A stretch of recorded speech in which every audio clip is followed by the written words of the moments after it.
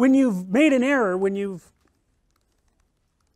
fallen off the pathway, when you've deviated from what you know you should do, it produces a state of internal chaos and worry and concern. You're thrust into the unknown. You're thrust into unknown territory and chaos. You don't know what to do.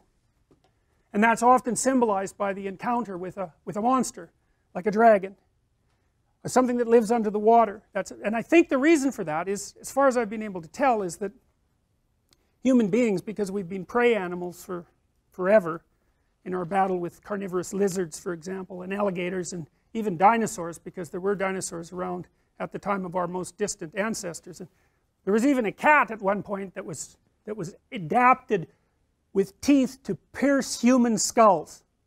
So it had a head that was exactly shaped to grab you here and put a tooth through the back of your skull. So like, we've come through some rough times, man.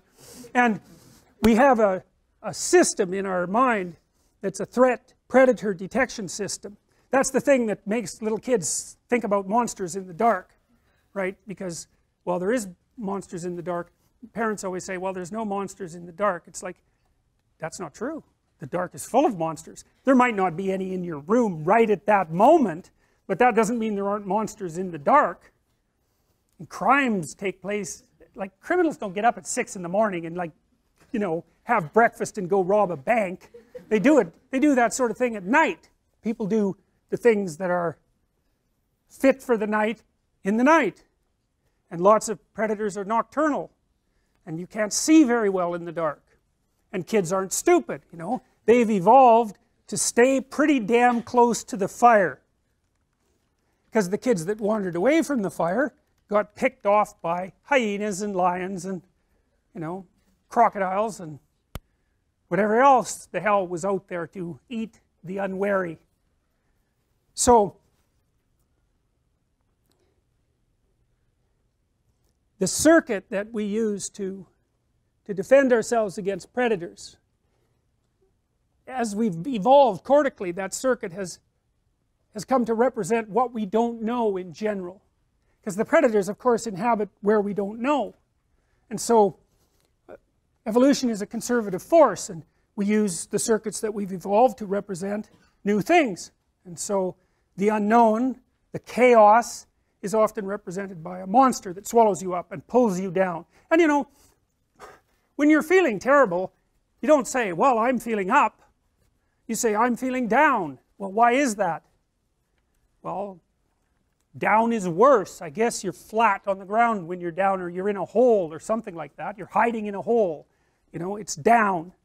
And you're threatened by something. You know, maybe you're threatened by your own inadequacy. That might be part of it. Maybe that's partly what you imagine as a monstrous force, because, you know, your proclivity towards procrastination and your weakness of character is part and parcel of why you happen to be in the underworld. And that's the underworld, the mythological underworld. That's where you go when things fall apart. And if you understand that, if you know that that's what that means, then you have one of the keys that opens up ancient stories to you, and you understand things. Your life can be organized, going very well, and then something comes up, and poof, everything changes. Some axiom that you were living by, and it might be the existence of a partner, it might be a job, it might be your health, any of those things, gone. And you go somewhere when that happens. You go somewhere. It's a state of being. You're still in the same world, but it's not the same at all anymore. Everything about it is different. It's all negative and dark, and you don't know what to do. You're confused. And so, what do you do down there in the underworld when things have fallen apart? Especially if it's the worst possible case scenario and you realize that you actually had something to do with your demise. That's really annoying, you know, when something bad happens to you and then, you know, you grind yourself into bits trying to figure out what the hell happened, and then you realize that, well, you were playing a causal role.